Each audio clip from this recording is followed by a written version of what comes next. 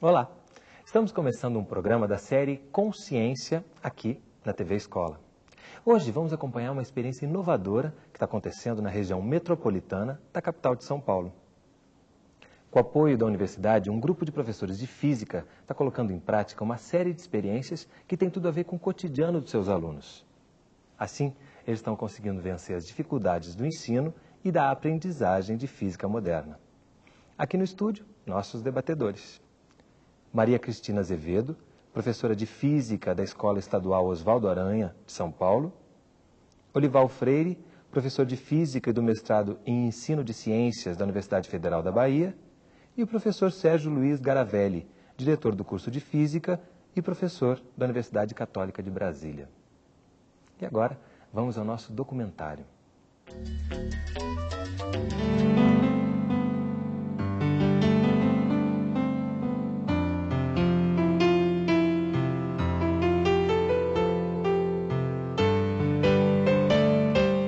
Maio de 1919. Um eclipse solar, observado a partir do céu da cidade de Sobral, no nordeste do Brasil, deixa visíveis estrelas que se escondem atrás do Sol. Fotografado por cientistas britânicos, o fenômeno permite comprovar uma das teses da física moderna: a teoria geral da relatividade de Albert Einstein.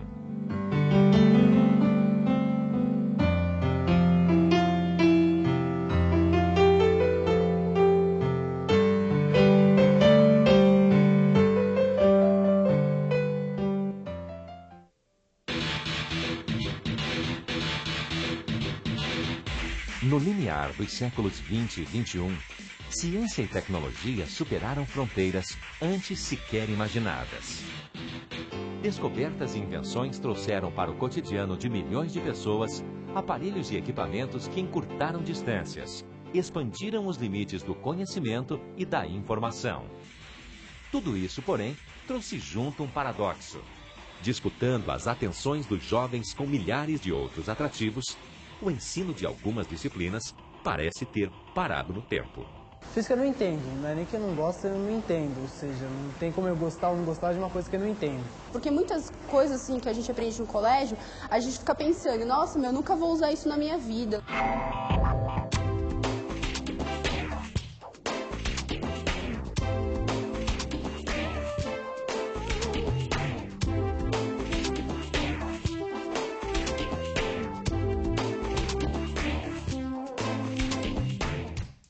Usou o prisma e viu que a luz se decompõe em várias cores.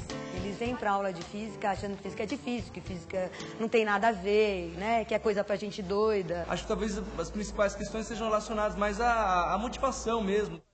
Como tornar o ensino da física suficientemente atraente para essas cabeças acostumadas a pensar a 1000 por hora? Como e por que fenômenos corriqueiros do cotidiano acontecem milhares de vezes a cada segundo? De física moderna seria uma coisa meio diferente, assim. A física moderna hoje, ela trata com coisas que você não consegue perceber com os sentidos. Você tem que perceber com a sua imaginação. Você tem que construir representações que estão dentro da tua cabeça. E esse que é o grande desafio que a gente tem hoje. Geralmente, quando a gente ensina física, a gente para no século XVIII, para no século XIX e a gente já está no século XXI. Então a gente falou, será que a gente consegue, no ensino médio, pelo menos dar alguma base do que é a física do século XX?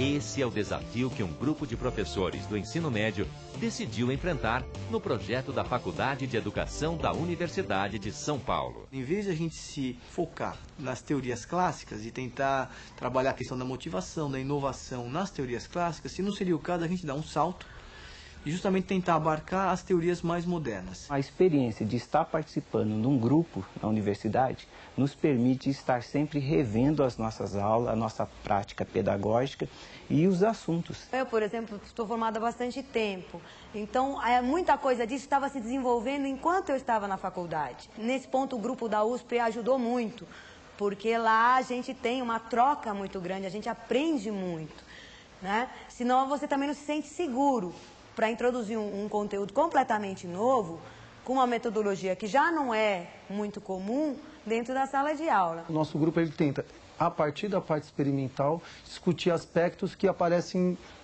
cada vez mais em nosso cotidiano. Na sala de aula, a gente tem feito uma opção menos de continhas, né, menos matemática e mais conceitual. Primeiro, porque é o mais bonito da física, né, ela ir atrás do porquê das coisas. Ó, vocês estão vendo que não é uma coisa complicada, tá? A gente vai usar esse tubinho aqui por uma questão de facilidade. Na verdade, foi como romper uma barreira. Com objetos simples e de baixíssimo custo, eles aprenderam a construir instrumentos que os capacitaram a entender um fenômeno tão atraente como a luz. A descoberta de coisas que você não percebe que existe, mas que na realidade existe, igual ondas eletromagnéticas, luzes, cores. A cor, por exemplo, ela pertence ao mundo do aluno. Mas a explicação de como que as cores aparecem, como que eles se modificam, pertence ao domínio da física moderna. Então, justamente, esse é o ponto que a gente escolheu para levar os alunos do mundo vivencial, onde os sentidos acabam prevalecendo, para o mundo onde você precisa se fundamentar em conceitos, em leis, em princípios físicos, que justamente vão permitir ao aluno entender por que aquelas coisas acontecem. Hoje a gente vai tentar descobrir como é que é a luz que chega para nós das lâmpadas. Então o aparelhinho é exatamente esse intermediário para a gente separar as frequências da luz e depois que a gente separar essas frequências poder descobrir que tipo de material que está produzindo aquela luz. O espectroscópio, feito pelos próprios alunos, os estimula ao raciocínio e a compreensão de fenômenos como os comprimentos de ondas, a composição de cores em fontes tão diversas como as lâmpadas e as estrelas. Agora as cores estão juntas, né? Formou a continuidade do arco-íris de novo.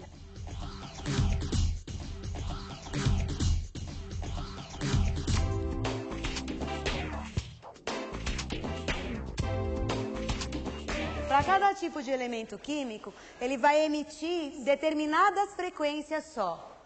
A experiência está sendo posta em prática em 5 escolas públicas de nível médio do estado de São Paulo. A julgar pelos primeiros resultados, tudo leva a crer que um novo caminho começa a ser trilhado no ensino e na aprendizagem da física. Mas isso não é tudo. A troca de experiências entre professores da rede pública e orientadores acadêmicos mostrou-se capaz de revigorar o estímulo de todos. Esse projeto hoje, ele envolve 6 professores, sendo que 5 professores estão efetivamente aplicando esse projeto nas salas de aula. Porque eles estão longe da realidade da sala de aula. E a gente está longe de toda a academia. A gente conseguiu introduzir física moderna na escola. Então a gente tem conseguido assim entrosar, então toda a parte teórica, fundamentação, tudo isso. E por outro lado a gente dá para eles alguns subsídios da realidade, né? O que é o nosso aluno, como que é a sala de aula no dia a dia, todos os enroscos que tem numa escola pública, né? Ele tem que ter carisma, tem que ter simpatia para poder passar o que ele sabe para os alunos. Senão ninguém aguenta o professor que não sabe nem ensinar. E ali eles estão tendo essa oportunidade de enxergar atrás das aparências, de desconfiar dos sentidos deles. E isso eu acho que é o ganho maior do projeto. No rosto de cada um, o entusiasmo. Na aplicação e no desempenho das tarefas, a consciência de que nada será como antes. Nós estamos sendo bem recebidos, tanto pelos professores que estão aplicando o curso, como pelos alunos do ensino médio que estão recebendo. Quando a gente olha no rosto deles dando aula e assistindo as filmagens, os alunos estão felizes, eles estão se envolvendo. E para nós, né, que trabalhamos aqui na Faculdade de Educação, com formação de professores, com a discussão do ensino e aprendizagem, para nós isso é excelente. Enquanto a universidade descobre na escola pública muito mais que um objeto de pesquisa, a escola, ao se sentir valorizada, abre as portas para um novo modo de ensinar e aprender que tem tudo para dar certo em outras regiões do país. Da universidade não ficar tão distante da escola pública que acontece hoje, e da escola pública não ter medo de receber a universidade e de experimentar novas experiências. Quando o professor ousar sair desse patamar e a universidade não ter receio de colocar a mão na massa, esse casamento seria o perfeito. É o que a gente está vendo na experiência que está acontecendo aqui na escola. É uma boa, é legal assim aprender, colocando a física no dia a dia da gente. A gente tem aula uma vez por semana. Dei uma aula uma semana, a semana seguinte você entra na sala de aula e o aluno pergunta assim, olha, você não esqueceu que a semana passada você parou em tal assunto, que você ficou de responder tal coisa. Né? Isso mostra que ele, durante a semana, ainda processou, ainda usou a cabeça, ainda, né, o assunto voltou. A gente tem que formar esses jovens, a gente tem que educar essa geração para aprender a olhar com a mente.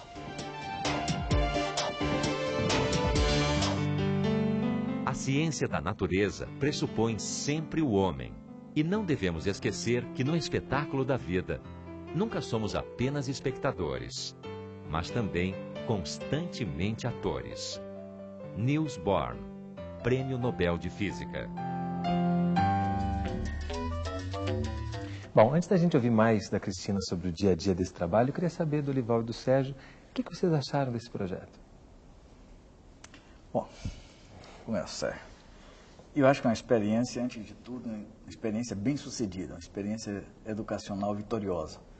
E, como tudo na vida, a gente aprende mais com os exemplos do que com o discurso formal. Então, acho que o desafio para nós, educadores, é aprender com essa experiência bem-sucedida, da qual a Cristina tem sido uma das protagonistas.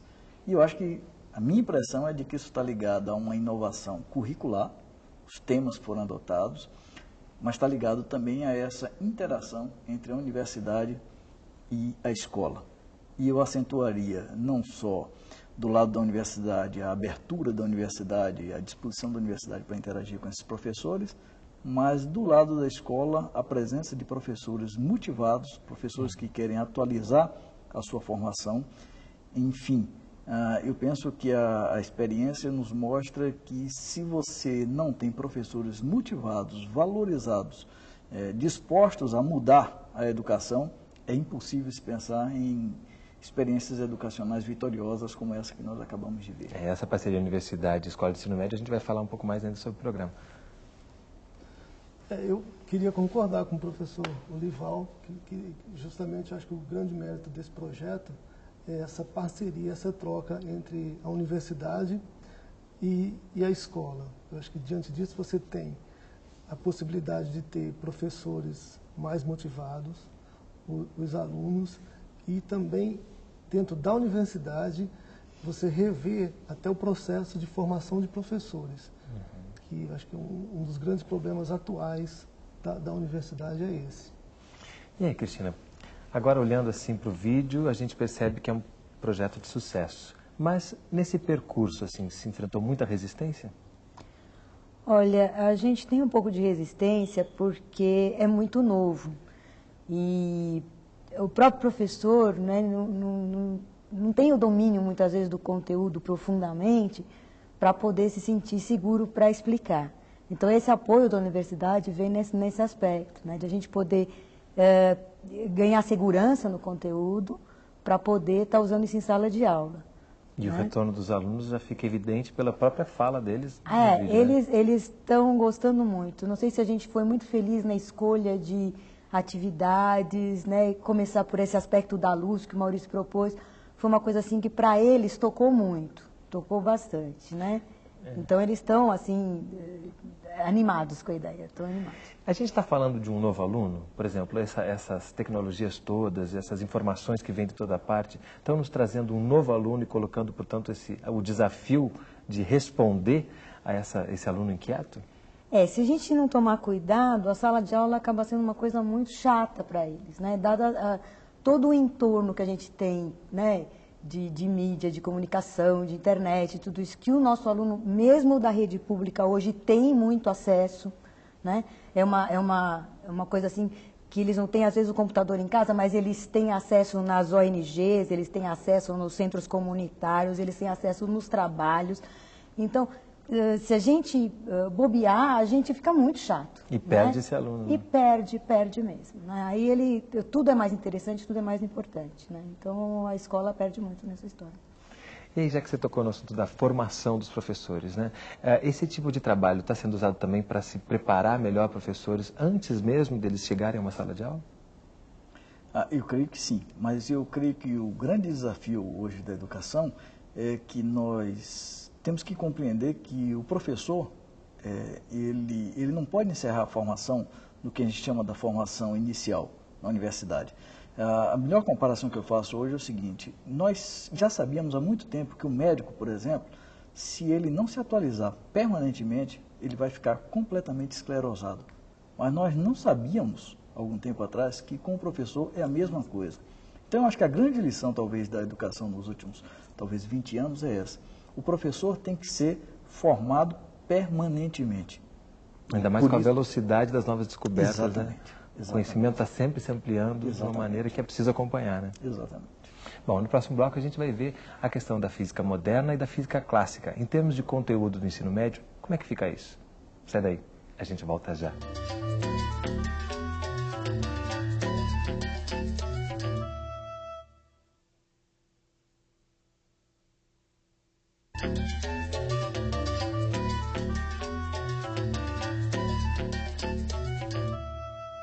Estamos de volta com o programa da série Consciência, falando sobre o ensino da física moderna, com Maria Cristina Azevedo, Olival Freire e Sérgio Luiz Garavelli. Agora, então, vamos entrar um pouco mais na questão da física mesmo, né? Teve um professor que falou do salto da física clássica para a física moderna. Em termos de conteúdo, como é que fica isso? Ambas as físicas são importantes, elas dialogam, elas se contrapõem em algum momento? Como é que a gente pode elucidar essa questão? Eu particularmente acho que as coisas se complementam. Eu viria assim como uma proposta para você acrescentar aos currículos existentes das escolas, e não como um contraponto. Eu acho que é possível você ensinar física clássica e também física moderna. E como é que a gente pode, por exemplo, explicar, por exemplo, uma pessoa essa diferença conceitual entre o que é moderno e o que é clássico em termos de física? Olha, em termos históricos é relativamente fácil, porque o que nós chamamos de física moderna e contemporânea é a física que foi criada, digamos aí, entre 1900 e 1925. É uma física que estuda átomos e interação de átomos com a luz, de um lado, e a física que mudou as propriedades do espaço-tempo, de maneira muito sintética. Grosso modo, são duas grandes teorias, teoria quântica e teoria da relatividade. Agora, eu acho que um bom modo de apresentar essa distinção é falar que a experiência pedagógica que o Maurício, a Cristina e essa equipe de São Paulo têm conduzido, eles fizeram uma bela escolha, porque eles escolheram um tema, a luz, que atravessa toda a física clássica e chega até a física moderna. Decompor a luz branca no espectro contínuo, no espectro do arco-íris, digamos, o Newton explicou isso no século XVIII, 1700, final do século XVII. Mas entender como que é produzida a luz de uma determinada cor, aí é a física moderna. Aí é o tal do espectro de linhas, que esse aparelho simples que eles foram capazes de bolar, nos ajuda a entender de que o que produz a cor tem que ser explicado pelo funcionamento do átomo e, portanto, pela física moderna, pela física quântica. Então, eu concordo com o Sérgio, há uma complementaridade, uma continuidade, mas sem sombra de dúvida o grande desafio hoje é introduzir física moderna, porque hoje ele está ausente do currículo. É um grande desafio educacional, e eu acho que é um grande desafio, seja porque a física moderna está presente no cotidiano tecnológico da sociedade. A base do laser, por exemplo, é basicamente essa teoria quântica, esses espectros que a professora tem discutido com seus alunos, não? Mas a física quântica também ela teve um enorme impacto filosófico e cultural no século XX. Lembremos da frase do Niels Bohr no vídeo, não? Essa ideia de que no drama da existência nós somos atores e espectadores ao mesmo tempo, isso é algo que extrapola completamente a lição da física. Isso é algo que interessa a quem gosta de história, quem gosta de filosofia, quem gosta de literatura. Quando você põe esse projeto em prática, você está transformando realmente esses alunos em atores, né? Porque eles saem da condição passiva de só receber conteúdo e estão colocando a mão na massa, como diz a professora. A gente procura sempre que eles participem, né? Tanto na parte prática, quer dizer, de certo modo o vídeo privilegiou um pouquinho essa parte experimental que a gente faz. A gente tem uma sequência de atividades assim onde eles se envolvem muito, mas também na discussão em sala de aula. Quer dizer, a gente procura muito na classe que ele se manifeste, o que ele pensa e ir trabalhando com os conceitos que ele tem. Parte da realidade desse aluno. Exatamente. Inclusive, ver quer dizer, porque é uma experiência muito de pensamento, né? Você mergulha num mundo que não é mais o visível nem o sensível, né? O professor falou, quer dizer, a luz você vê, agora o que está por trás você não vê, né? A explicação está muito mais profunda. Então, quer dizer, o aluno começar a relacionar isso, exige dele uma imaginação, um verbalizar essa imaginação, né, uma conceituação toda, que a gente procura desenvolver na sala de aula. E junto também com o ensino das contas, dos cálculos, que é imprescindível para esse conhecimento geral de física? A gente tem procurado utilizar onde ele realmente é necessário, né? A gente esbarra num problema de domínio da linguagem matemática para o aluno. E, por outro lado, a gente também tem percebido que, quando o aluno se preocupa só com resolver a conta, a gente não tem certeza se ele entendeu o que ele fez. Então, muitas vezes, a gente tem assim, o aluno, ele sabe calcular direitinho, agora, o resultado para ele não tem significado nenhum. Ele não sabe o que significa aquilo que ele chegou. Né? Aquele valor, aquela coisa. O que quer dizer isso? Aí ele não sabe dizer. Então para mim, ele não aprendeu a física. Ele soube resolver uma equação matemática, ou soube resolver um probleminha matemático. Então, a gente tem procurado que, onde é necessário o cálculo, a gente coloca o cálculo. Mas que ele realmente entenda isso. Que ele realmente saiba o porquê e saiba entender o resultado. Não adianta ele dar um número que não tem significado. Senão a gente ouve o que a menina falou, que eu não posso gostar de uma coisa que eu não entendo. Né? Quando a gente está falando de ensino médio, a gente sempre pensa também em vestibular. Né? Nesse sentido, essa experiência ajuda a um conhecimento que possa ser aplicado num concurso vestibular? Eu acho que ajuda. Porém, grande parte dos vestibulares das universidades importantes, não abordam esse tipo de conteúdo. Então, eu vejo isso até como um problema, porque normalmente o que a gente observa nos vestibulares são questões relacionadas com a física clássica. Em alguns vestibulares mais avançados, por exemplo, como da UNB, eles tentam trazer essa física clássica também mais aplicada ao cotidiano, mas muito pouco de física moderna. É quase inexistente o conteúdo de física moderna nos vestibulares. Ou seja, o grande desafio é mudar o vestibular. Esse que é o desafio. Eu acho que nos últimos tempos nós avançamos um pouquinho com a valorização do Enem. Os educadores que comparam os testes do Exame Nacional de Ensino Médio com os exames vestibulares se dão conta de que ali há um outro tipo de cobrança que não é bem o tipo de cobrança que nós temos no vestibular. Ou seja, eu acho que o vestibular hoje, longe de ser uma solução, ele é mais um problema para a educação brasileira do que uma solução para a nossa educação.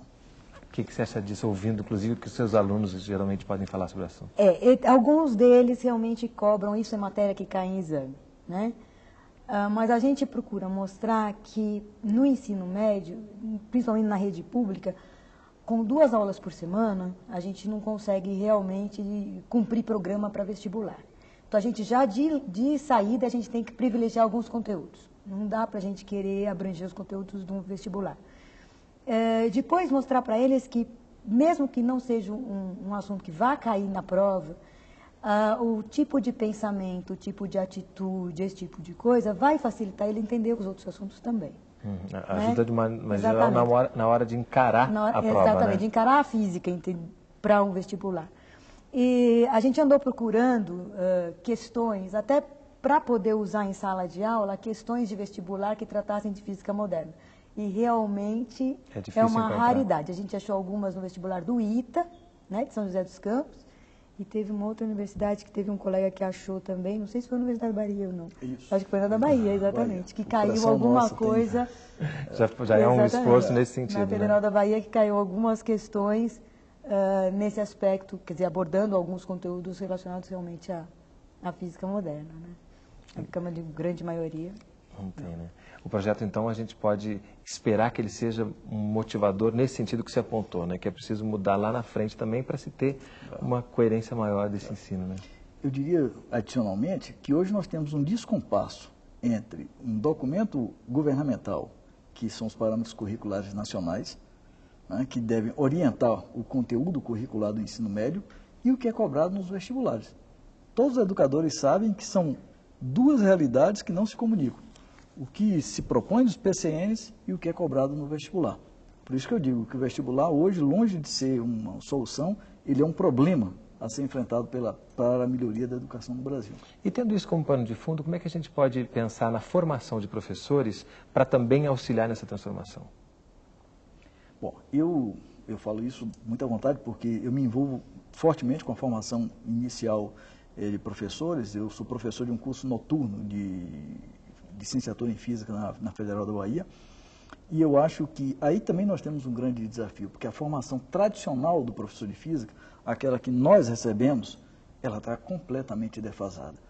Não é à toa que a Cristina disse que a relação com a universidade foi crucial para ela compreender os conteúdos de física moderna. Porque, usualmente, eu diria que, no caso da física, os institutos de física no Brasil sabem muito bem como formar bacharéis em física, ou seja, o pessoal que vai fazer pesquisa em física. Mas eles não sabem formar professores de física. Não são os institutos, nós não sabemos como formar bons professores de física. É um grande desafio que está colocado diante de nós. Eu acho que até esse projeto ele dá um caminho para isso, que é justamente aproximar a universidade da escola. Então, não só aproximar professores que estão já lecionando na escola de um pesquisador dentro de uma universidade, mas também seria interessante aproximar mais alunos do curso de licenciatura, alunos que estão fazendo estágio dessas escolas onde estão sendo desenvolvidos esses projetos inovadores. Porque com isso também o aluno da universidade pode ver como é que ele poderia aplicar de uma forma diferente ao que a gente tem visto no Porque dia a no dia. fim, né, professor, o aluno da universidade ele acaba sendo, participando de um processo completamente antigo, né? Quer dizer, a aula que ele tem na universidade, o aluno que vai ser professor de física, é uma aula como eu tive no meu tempo, né? É giz e lousa, sem discussão, sem aprofundamento de conceitos, sem nada disso.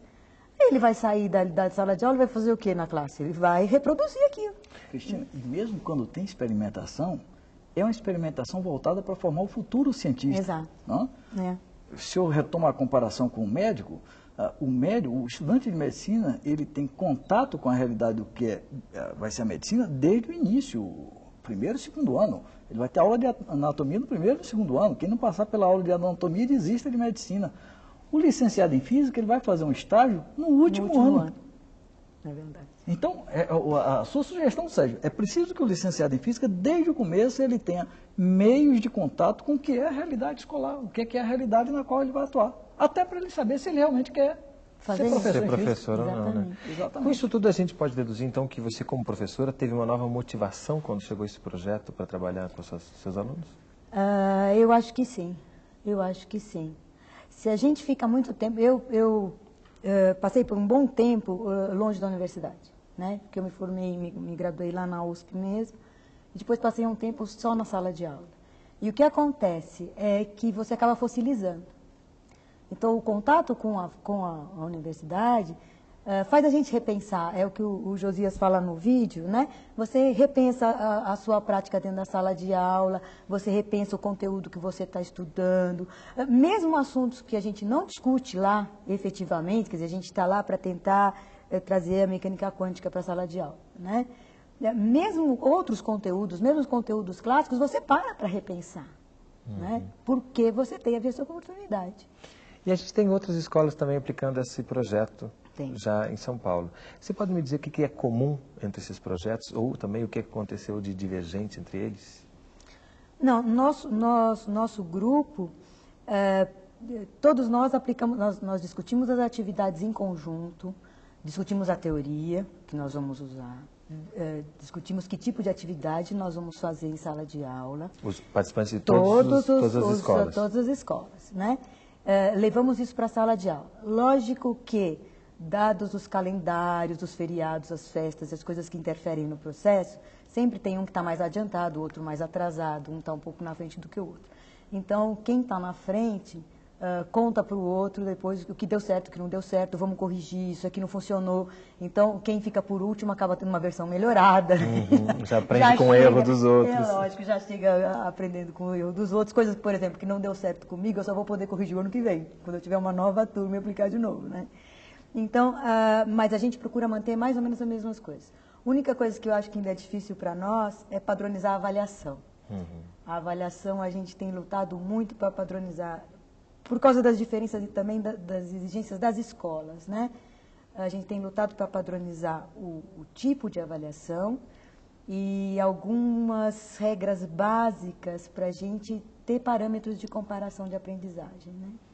E a gente viu, já foi falado aqui, que é um acerto começar a partir da experiência do trabalho com a luz. Como é que vocês elegem essas experiências? Como é que vocês percebem o que é mais interessante para esses alunos? Olha, tem sido puro feeling, e eu acho que entra muito da experiência da gente, do conhecer os alunos, né? Geralmente, lógico, as propostas, o Maurício, no caso, traz muita coisa, né, da teoria, do que já foi feito por aí, do que ele conhece do mundo inteiro. Então, às vezes, ele dá caminhos, né? Mas isso normalmente é muito discutido no grupo até a gente selecionar o que vamos realmente fazer. E a gente tem dado razoavelmente certo, né? Tem coisas que a gente já corrigiu o rumo, né? E vai ter que corrigir sempre, né? Mas é interessante, é muito feeling da gente isso. Não tem... Cristina, eu diria que a escolha pelo tema da luz também não é independente de um aspecto do currículo do Maurício. Eu conheci Maurício fazendo doutorado, ele fez doutorado na França, e o Maurício tem uma tese de doutoramento em História da Ótica, portanto da luz, em fins do século XIX. Então, acho que a experiência, mais uma vez, enfatiza a necessidade de nós concebermos a educação como um sistema integrado. Seguramente o que vocês fazem hoje, de alguma forma, recebe os benefícios de uma tese de doutoramento que o Maurício fez há 10 anos atrás no exterior.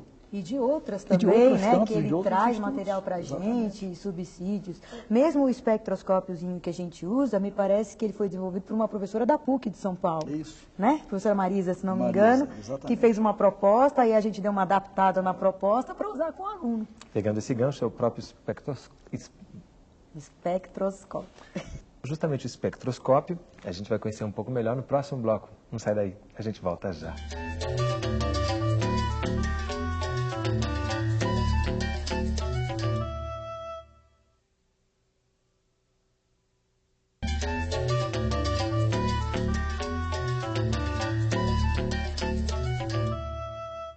Estamos de volta com o programa da série Consciência, falando sobre o ensino de física moderna, com Maria Cristina Azevedo, professora de física da Escola Estadual Oswaldo Aranha, em São Paulo, Olival Freire, professor de física e do mestrado em ensino de ciências da Universidade Federal da Bahia, e Sérgio Luiz Garavelli, diretor do curso de física e professor da Universidade Católica de Brasília.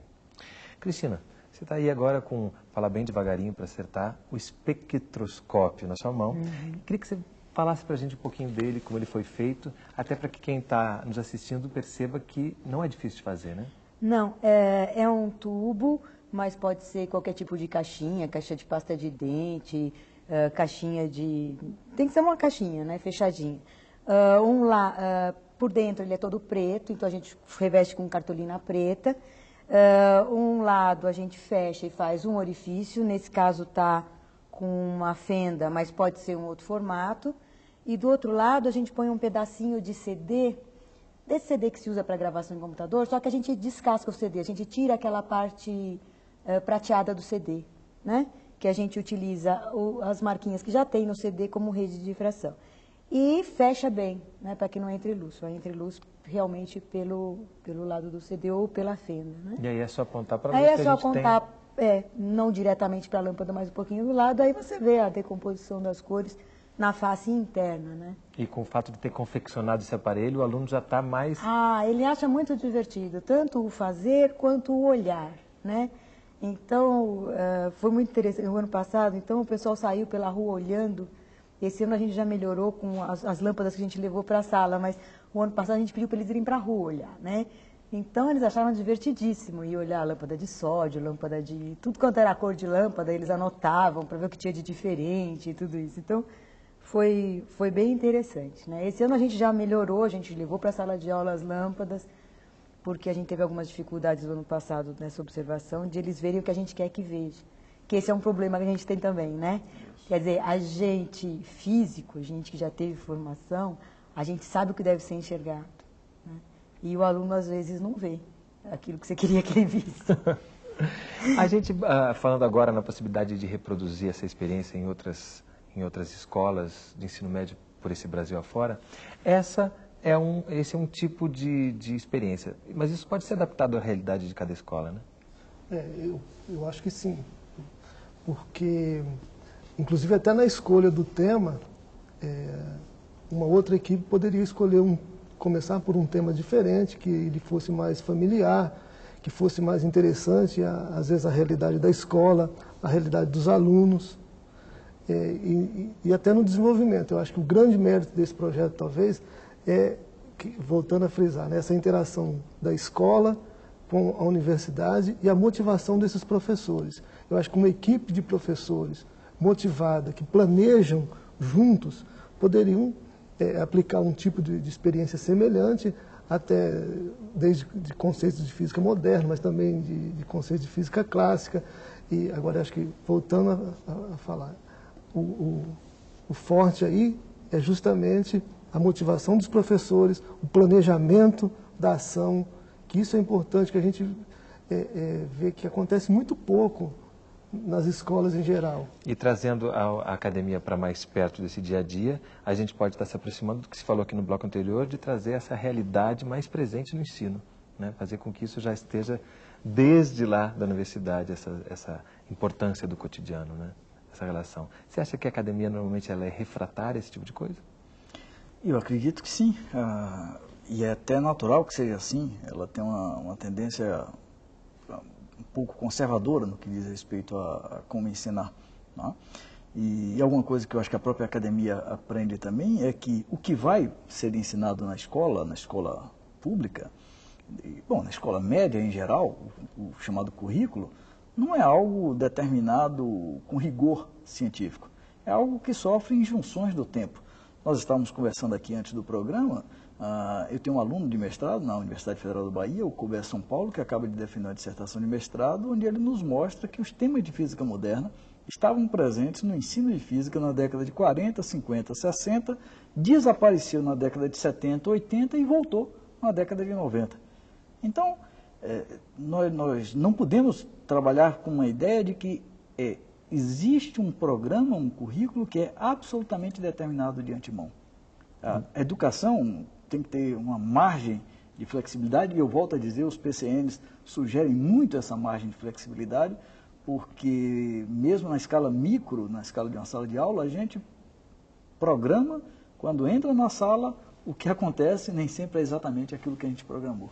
E ainda mais se a gente pensar no tamanho e na diversidade desse país. Isso, né? Que cada região cada cidade tem uma realidade, exatamente, que é importante estar atento a ela, né?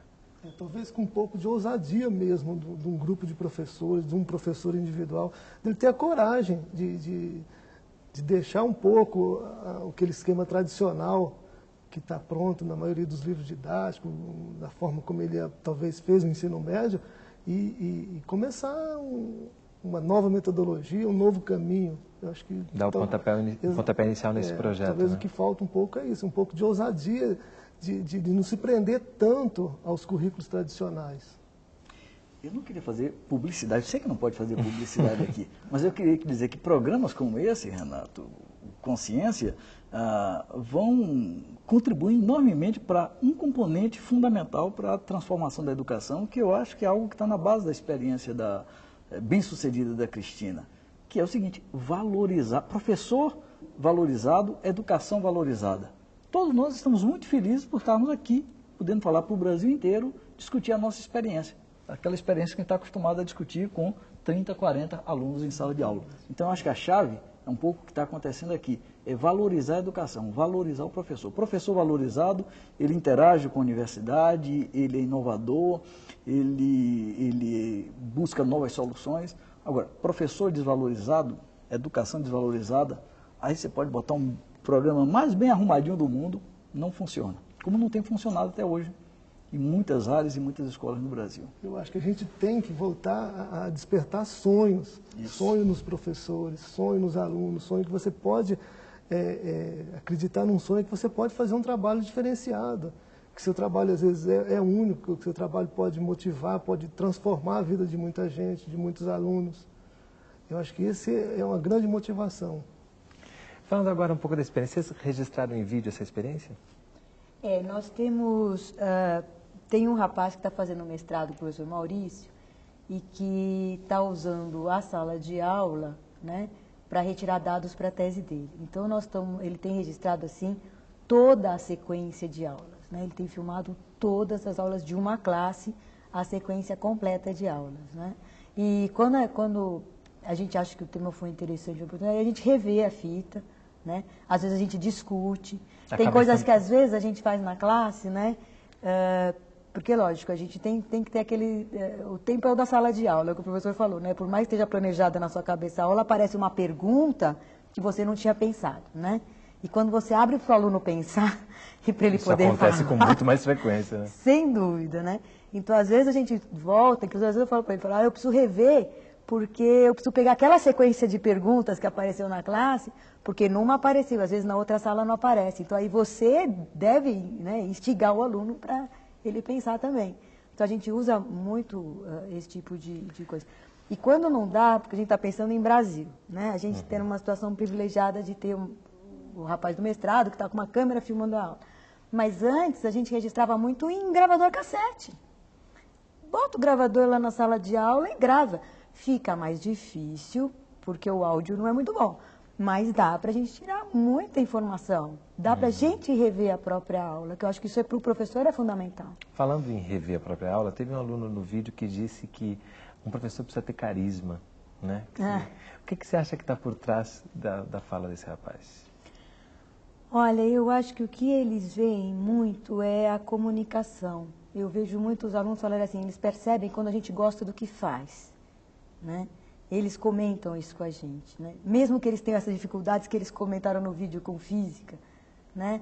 Eles percebem que você está comprometido, que você está se esforçando para que ele entenda, né? E que os está ouvindo, sobretudo, que está ouvindo, que está dando chance de ele falar, até para ele falar não sei, não estou conseguindo entender.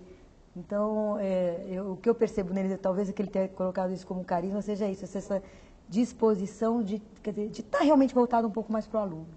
E nesse sentido, o não gostar acaba sendo um estímulo a mais até, né? Para você conseguir se superar e trazer, resgatar aquele aluno, né? Não, e é interessante às vezes perceber que eles não gostam, né? Porque eles associam física com conta, associam física com um monte de coisa de gente doida. Com coisa de gente doida, é verdade. Né? Mas eles gostam de determinados assuntos, né? E vêm e trazem pergunta, e às vezes trazem coisas assim de fora. Mesmo que às vezes seja uma pergunta assim que ele quer uma resposta imediata, né? Eu às vezes falo, vocês têm que aprender a ir mais fundo. A gente não pode se contentar com respostas pequenas, né? E física a gente tem que procurar, né? O porquê das coisas, como você colocou no vídeo, né? Então, mas eles trazem perguntas, eles trazem coisas assim que às vezes até foge um pouco do assunto, assim, mas é interessante contemplar também, né? Sem dúvida. E especialmente o que você colocou ali, que eles estão atentos à própria sequência das aulas, né? Eles cobram, bom, a gente parou aqui, agora vamos em frente, né? Não, isso para mim foi uma experiência muito gratificante, porque mostrou que aquilo virou um problema para o aluno, né? Porque a física tem alguns problemas, inclusive problemas dessas mudanças conceituais, dessas mudanças teóricas, que foram um problema dentro da história da ciência. E que a gente acha, às vezes, que isso é importante colocar para o aluno. O legal é quando o aluno se apropria desse problema, né? Na hora que ele se apropria, o problema passa a ser dele. Então, aí ele quer resposta. Aí ele quer resposta. Entendeu? Então, isso é muito gostoso. E esse ano eu tive algumas experiências dessas, assim, de realmente passar uma semana e eu entrar na sala. Lógico, a gente já sabia o que ia fazer e tudo, mas ela chegava assim, Você não esqueceu que tal pergunta ficou para ser respondida. Isso foi muito gostoso. Eu acho que isso aí é até um dos méritos desse projeto, que é exatamente valorizar a parte fenomenológica, que é o que a gente vê muito pouco nas escolas em geral. Porque quando você fala muito de física tradicional, não é só porque a física é clássica, mas a forma de abordagem. Então, talvez se dá muito valor a uma conta, a um resultado numérico, e o cerne da questão mesmo, que é a parte fenomenológica, não é abordada com a profundidade, com o tempo que é necessário e com as discussões que são necessárias. Essas discussões que vão ter aprofundamentos, que vão surgir discussões, que vão surgir dúvidas, que aí é que vai fazer com que se caminhe, com que se aprofunde no assunto. Quando você fala a parte fenomenológica, você está se referindo a aspectos do cotidiano que estão presentes em todo momento? Também. Porque, por exemplo, quando você trabalha com conceito físico, esse conceito que está por trás do modelo físico, que eu digo que é a parte fenomenológica, que pode ter uma coisa bem aparente que está no cotidiano, mas também pode ser que não é só isso, ela é mais profunda. E esse desafio de ensinar o que não se vê, como é que a gente pode solucionar? Eu acho que o Maurício falou bem no vídeo, precisa imaginação, né? Mas eu acrescentaria que o desafio da imaginação é forte para a física moderna, mas de algum modo ele já estava presente mesmo na física clássica, né?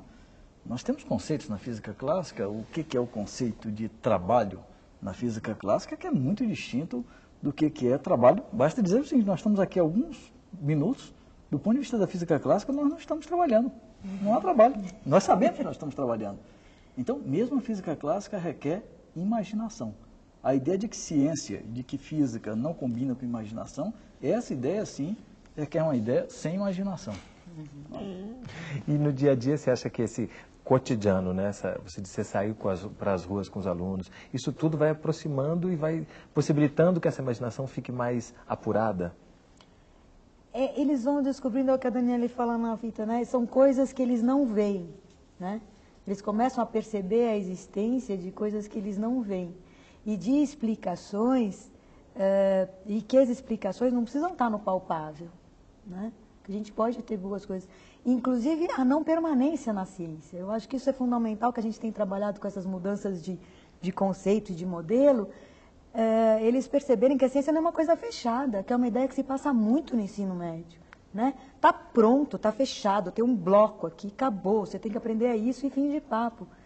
Não se esbarra nas questões de fronteira, nas questões de dúvidas, né? A gente tem textos que a gente trabalha com os alunos, onde mostra que os grandes cientistas tiveram grandes dúvidas, né? Eles faziam as coisas, né? O próprio Planck fala, né? Eu atirei para um lado e acertei uma coisa muito maior do que o que ele tinha previsto de início, né? Então, a gente abrir a cabeça do aluno nesse aspecto, né? De que as coisas não são fechadas, prontas, que ele pode crescer, voar, né? E a cabecinha dele pode voar bastante, né? Eu acho que a Cristina tocou num ponto que é fundamental, que eu acho que é importante que as pessoas leigas, digamos assim, física, ou o estudante, entenda, né? Ou pelo menos pare para pensar nisso. A física é composta de modelos. E esses modelos funcionam em determinadas circunstâncias, em coisas bem limitadas. Então, aquele modelo tenta explicar algum fenômeno que está acontecendo na natureza. Mas não significa que a natureza é daquele jeito. Exatamente. Inclusive, você pode ter modelos diferentes que explicam a mesma coisa. Não é? Nós fizemos uma atividade com eles muito interessante, que era uma caixinha preta, que tinha umas barrinhas lá que se mexiam e tal, e que eles tinham que adivinhar o que tinha dentro da caixinha, né? Propor um mecanismo que estivesse lá dentro. Então, eles imaginaram. Aí o problema deles era, vamos abrir a caixinha. Eu falei, não vamos abrir a caixinha. Ninguém sabe qual é a realidade. Então, um propôs fazer, o outro não sei o quê. Discutiram muito o que estaria dentro da caixinha. E eu falei para eles, é isso que é a física. Nós temos uma realidade e a gente propõe e a gente não sabe o que tem dentro da caixinha preta. A gente está tentando chegar perto, né? Está funcionando? Ótimo, fica aqui. Não funcionou mais? Espera aí, a caixinha tem um barulhinho diferente, então aquela minha ideia não funciona. Então, vamos tentar uma outra explicação. Não, junto com aquele mecanismo tem que ter mais tal coisa. Então, eu acho que foi uma ideia que passou para eles e que ficou bem legal, assim, a ideia de modelo. Que a gente precisa muito, né? O conhecimento está sempre sendo construído, né? Construído. E isso é estimulante, né? Sem dúvida. E nesse sentido, introduzir física moderna é crucial, porque é com física moderna que se percebe a provisoriedade, se percebe mais nitidamente a provisoriedade dos nossos modelos. Porque se você fica na física do século XIX, como você falou, é mais difícil você ver o que é que havia de provisório. Aliás, o impacto da física moderna na cultura do século XX foi exatamente isso, foi a relatividade e a quântica que sugeriu aos filósofos que era preciso, e aos cientistas, claro, que era preciso pensar melhor o conceito de verdade na ciência. E aí a gente tem dois exemplos no vídeo, né, do Einstein e do Niels Bohr, que deixam claro isso, né? Isso. Tudo ficou relativo e nós somos atores. Isso, né? É por aí, né? Esse é o caminho. Maravilha, eu queria agradecer muito a presença de vocês aqui conosco. Sérgio, Olival, obrigado. Cristina, obrigado. Parabéns pelo projeto. Obrigada. E esse foi mais um programa da série Consciência. Obrigado a você também que assiste a TV Escola.